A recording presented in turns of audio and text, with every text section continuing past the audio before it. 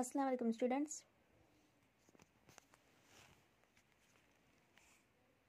Chapter 4 जो environment and interaction जो ॿियो पार्ट आहे जेको असांजो अध में रहिजी वियो।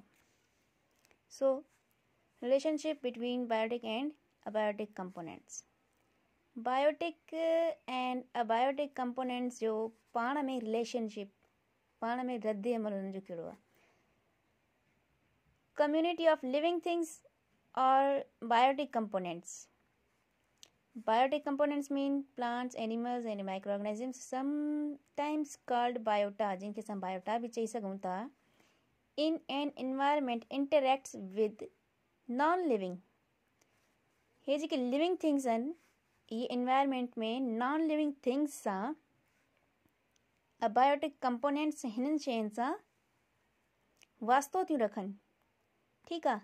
छाजे करे, कहिड़े मक़सद लाइ?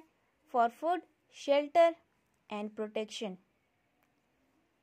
खाधे खे हासिलु करण लाइ, रहण लाइ जॻह हासिलु करण लाइ ऐं पंहिंजी हिफ़ाज़त जे लाइ। ठीकु आहे। हीअ ॿई नॉन लिविंग ऐं लिविंग जेके आहिनि कंपोनेंट्स पाण में इन्हनि जो रद्द अमल थींदो आहे। ठीकु आहे। दे मेकअप एन इकोसिस्टम, जंहिंखे असां इकोसिस्टम चवंदा आहियूं, जिन जे ज़रिए इकोसिस्टम ठहे थो। There are various types of ecosystem. Ecosystem जा केतिरा टाइप्स आहिनि, क़िस्म आहिनि। मेन उन्हनि मां हे टे आहिनि: fresh water ecosystem, terrestrial ecosystem ऐं ओशन इकोसिस्टम, जिनखे असां मरीन इकोसिस्टम भी चवंदा आहियूं। Study of the relationship between biotic and abiotic factors in environment. Rain is important limiting factor. ठीकु आहे। हाणे हे जेके इकोसिस्टम्स आहिनि, इन्हनि जो इकोसिस्टम छा खे चइबो आहे, पहिरियों इहो सम्झी छॾियो। नॉन लिविंग ऐं लिविंग थिंग्स जेके आहिनि, जेके असां हाणे पढ़ी आया आहियूं, उन्हनि ॿिन्हिनि जो पाण में रद्द अमल थींदो आहे न, सिर्फ़ु उनखे असां इकोसिस्टम चवंदा आहियूं। उहो फ्रेश वाटर ताज़े पाणी में बि थींदो आहे, टेरेस्ट्रियल ख़ुश्कीअ ते बि थींदो आहे। ठीकु आहे, ज़मीन ते मतिलबु। ऐं ओशन इकोसिस्टम माना समुंड में बि थींदो आहे। खारो पाणी जिते बि हुजे न, उनजे अंदरि थींदो आहे, चाहे उहो समुंड हुजे या अहिड़ो कोई पाणी जीअं पॉन्ड्स बि ठहंदा आहिनि उन्हनि में हुजे, पर पॉन्ड्स जेके हूंदा आहिनि उहे फ्रेश वाटर जा हूंदा आहिनि। जीअं समुंड में मरीन इकोसिस्टम समुंड में मिलंदो आहे। Study of relationship between biotic and abiotic factors in environment, जेको असां हे पढ़ी आयासीं। Rain is important limiting factor. बरसाति जेका उहा हिकु इम्पोर्टेंट लिमिटिंग फैक्टर आहे। लिमिटिंग फैक्टर माना रोकींदड़ फैक्टर। ठीकु आहे। कंहिं बि शइ खे थियण खां रोकण वारो जुज़ो जेको आहे उनखे असां चवंदा आहियूं limiting factor. That affect plant growth, जेको प्लांट्स जी ग्रोथ खे रोकींदो आहे। Soil is important link. Soil is important link between biotic and abiotic factors. ज़मीन जेका आहे, मिट्टी जेका आहे, मिट्टी हिकु मेन कंपोनेंट आहे। छाजे विच में? बायोटिक ऐं अबायोटिक फैक्टर्स जे विच में। ठीकु आहे। In ecosystem if one factor is changed it can impact the whole system. हाणे इकोसिस्टम में कोई बि जेकॾहिं हिकिड़ो फैक्टर चेंज थी वेंदो न, फ़र्ज़ु कयो कंहिं रीजन में घणी थधि थी रहे, ठीकु आहे, हूअं मुसलसल हुन में थधि बि ईंदी रहंदी हुई ऐं गर्मी बि ईंदी रहंदी हुई।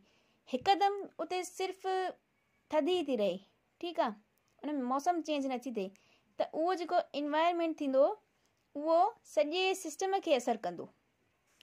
उन थधि जे करे ॿूटा बि न पोखिबा, फसल न लहंदा, त उन हिसाब सां फसल न थियण जे करे इंसाननि ऐं जानवरनि ते बि उनजो असरु थींदो।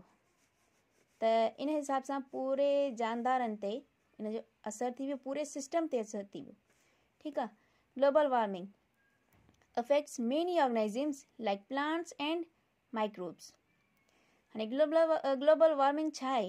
ग्लोबल वार्मिंग मतिलबु त पूरी दुनिया में जेको धरती जो ग्लोब आहे ओवरऑल, उते कार्बन डाइऑक्साइड जो वधी वञणु ऐं उन सूरत में गर्मीअ जो पैदा थियणु। ठीकु आहे।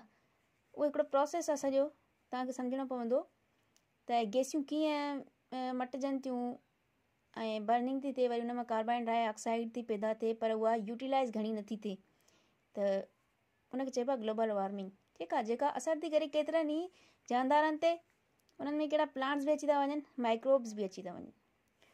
उन खां पोइ acid rains have resulted in the destruction of the fish population too. Acid rain जेका आहे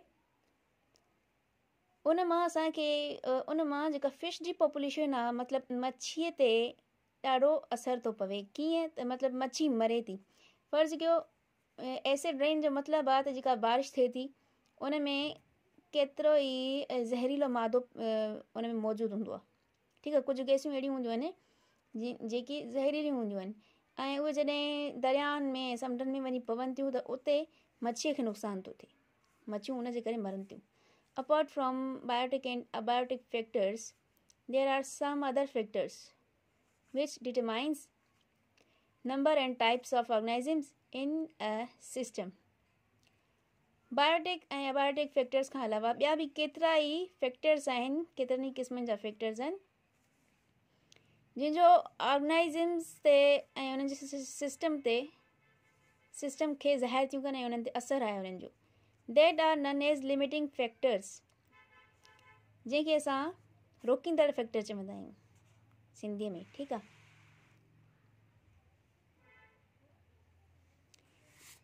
रिलेशनशिप्स इन ऑर्गेनाइज़म्स।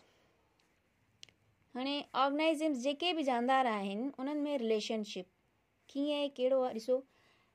Predator pray. प्रीडेटर मतिलबु हमिलो करण वारो, प्रे जंहिं ते हमिलो थिए थो। ठीकु आहे, ॿियो आहे पैरासिटिज़म। पैरासिटिज़म में ईअं हूंदो आहे त कोई बि नंढिड़ो जानदार कंहिं बि ॿिए जानदार ते फीड कंदो आहे।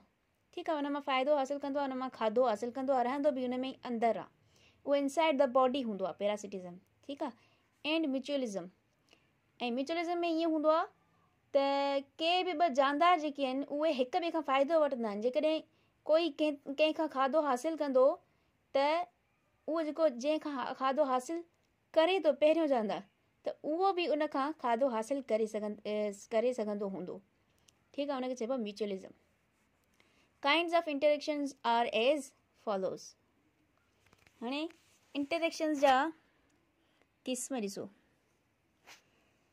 पैरासिटिज़म, predator prey, mutualism. These interactions help in regulating the population and survival of organisms in different environmental conditions. मुख़्तलिफ़ माहौलनि में हे जेके टे प्रोसेसिस आहिनि इहे सर्वाइव करण में ऑर्गेनाइज़म्स खे मदद था ॾियनि। ठीकु आहे, उन्हनि जी लाइफ खे हलाइण में मदद था ॾियनि। प्रीडेटर प्रे, जेकॾहिं फ़र्ज़ु कयो शींहुं आहे, उहो बकरी न खाईंदो त जीअंदो कीअं? बकरीअ जो शिकार करे जेकॾहिं उनखे पंहिंजो खाधो न बणाईंदो त जीअंदो कीअं? ठीकु आहे, सो हे लाइफ रेगुलेटिंग सिस्टम्स आहिनि। Predator prey relationship. In this relationship predator feed on pray.